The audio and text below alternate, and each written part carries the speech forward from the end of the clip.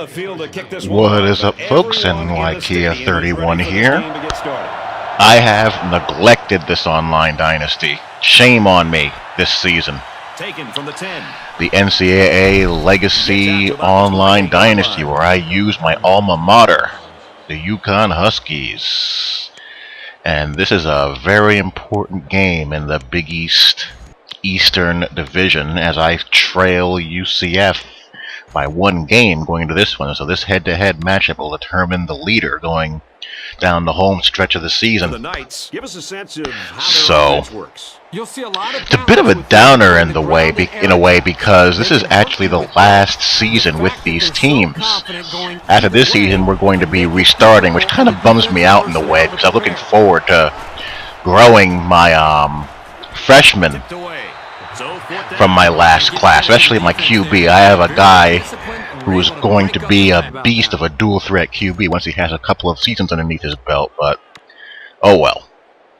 But in the restart, going back to Season 1, with the Season 1 rosters, I'm going to be using Arizona, and there's going to be a couple of users using teams in the Pac-12 also, so that should be very fun. But I'm not quite sure what offense I want to use. You guys see me run and shoot or air raid all the time, and in this one I'm using Oregon's playbook.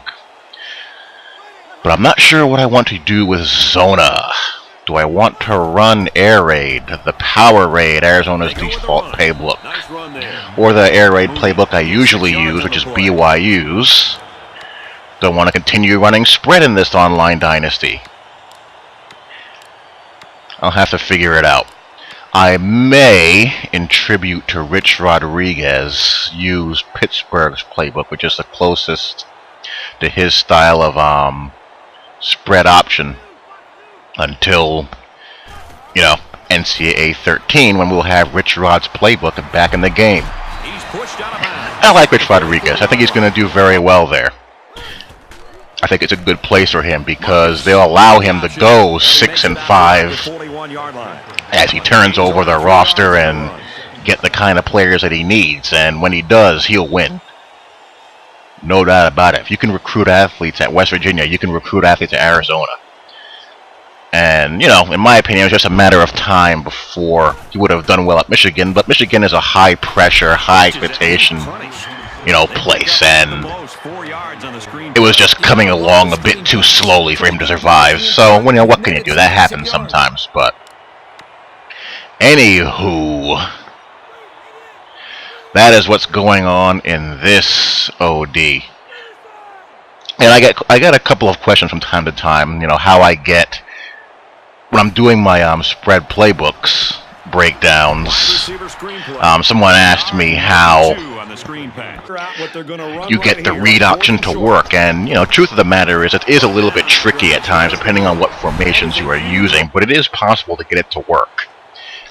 I don't do anything fancy. I mean, sometimes I'm forced to use aggressive blocking to get some plays to work that I need to work, at the risk of getting called for, holding and clipping penalties. But all I really try to do is just read the field, run behind my best run blocking lineman as much as possible, and try to run to numbers.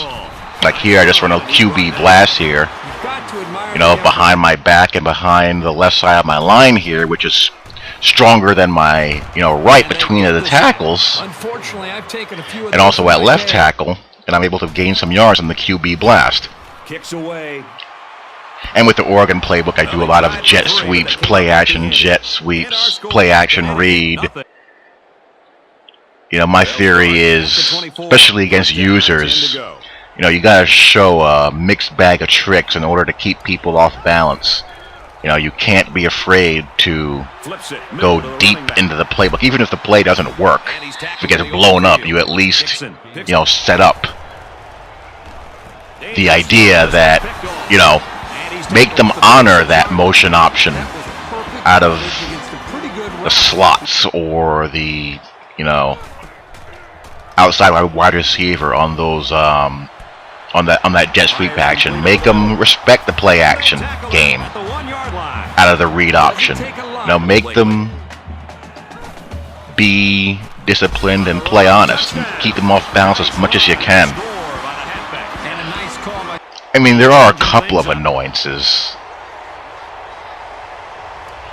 I wish you could run with a little bit more authority with the QB from time to time, because the QBs, the scrambling QBs, they run like fast QBs. They fumble the ball, they get injured, and my guy gets injured near the end of the half running a QB draw. He's out for the game, and I have to put in my backup, who's more of a pocket passer, and it changes the game drastically. But in reality, spread option and option QBs, they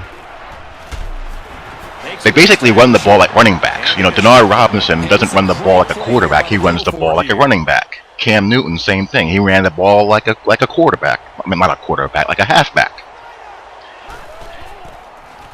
If there's an improvement that I'd like to see made, regarding how, EA treats scrambling quarterbacks, it would be that. Like, maybe reclassify the quarterbacks in the game instead of, pocket passer, balance, scrambler. Marshall drops back.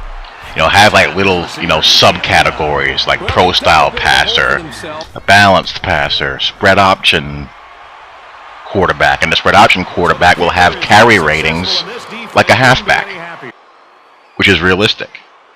So, don't know what to do. Don't know what to do as far as what play style I want to run with Zona. I've actually had a bit of a flex bone itch as well. Now here's the play action jet sweep. I think this works. I ran it a couple of times this game. Yep, it worked there. And he's tackled at the 46-yard line. Everybody was fooled on that one. Hey, that was a good job. But I like this playbook. The more I've gotten used to it. In my spread playbook breakdown, I'm pretty harsh on it. Not because it isn't a good playbook, but I feel like they got lazy with it. They being EA, because schematically it's not all that much different than Auburn's playbook, except they took a couple of formations out. In hindsight, I probably should have used Auburn's playbook instead, because it's a lot more diverse formation-wise. What they did with Oregon's playbook was basically take some power sets out to basically create the illusion that the playbook is more finesse, instead of making it a more authentic replication of Oregon's offense. It's basically a watered-down version of Auburn's offense, which isn't really accurate. But all in all, I don't really get too upset about the job EA has done with the playbooks in this game. They did a very good job for the most part. You're going to have some botches here and there, but overall they did a very solid job. So I'm not going to really eat their lunch over that. I added the link to my spread playbook, the breakdown. I added the Toledo spread and the Nebraska playbook to it, and I'm on UAB and Baylor's now. UAB looks really interesting. Looks really, really interesting. And I haven't really taken a close look at Baylor's yet, so I will have, hopefully gameplay video of one of those two, and then do some commentary also. And I'm down the home stretch as far as that little project goes. I have UAB, Baylor, Buffalo, UL, Lafayette, Louisville, and Temple left. I think. Yeah, I think that's about it. And a couple of them, look fairly similar to each other, so I don't think it'll take me too much longer. And Mississippi State I have to do also. And then they'll all be done. Like here it gets blown up. I'm on. This is like what, 2nd and 2, 3rd and 2, And here he guessed right. He gets sacked on the play. But they also run jet sweep enough to keep him honest. So all in all, it works pretty well. Considering that Uconn doesn't exactly have Oregon's speed or talent level. And he's immediately tackled. Nice. Way to look it in. But anyhow, I will let y'all see how the rest of this bad boy turns out, and I will have more for you later. Take care. Peace. Play of the current drive.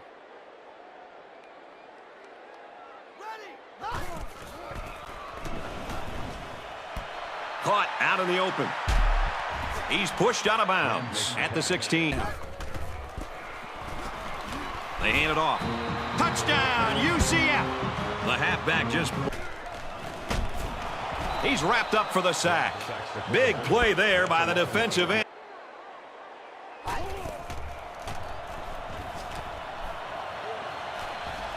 Passes left, going the other way. What is he? 1st and 10. Ball on the 36.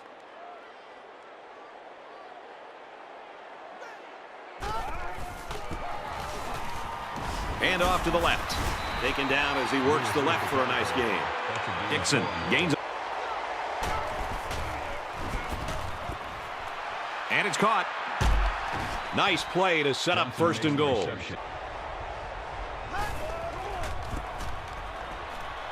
Again with a carry.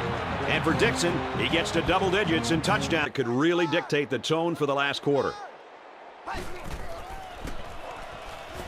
Here's the give. And he's brought down at the 48. A run like that usually ignites the offense. So let's see if they can stay on a roll.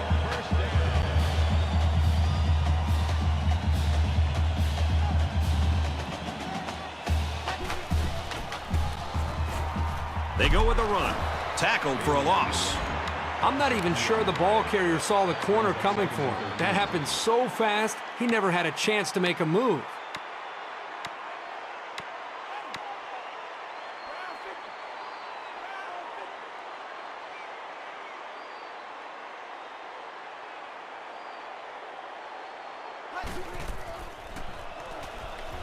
Back to pass.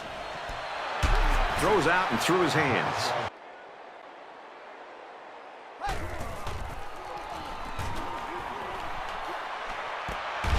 And they tackle him at the 28. Touchdown, and that gives them the lead. Well, that's a big-time play there, and if they make the Possession.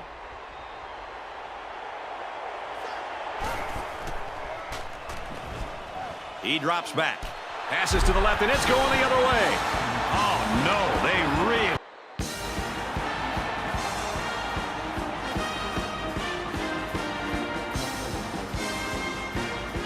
And so that's going to do it. Our final score in this one, Connecticut 17, Central Florida 14.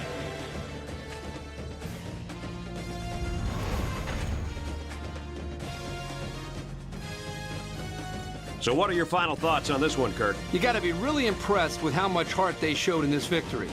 It's not a stretch to say they were outmanned, and the job they had to do to get this win was tough, but they pulled it off. Connecticut should have been happy just to keep this game close if you'd asked most people before the game. But how about this? They play a super game all around and show a ton of poise to pull off the upset.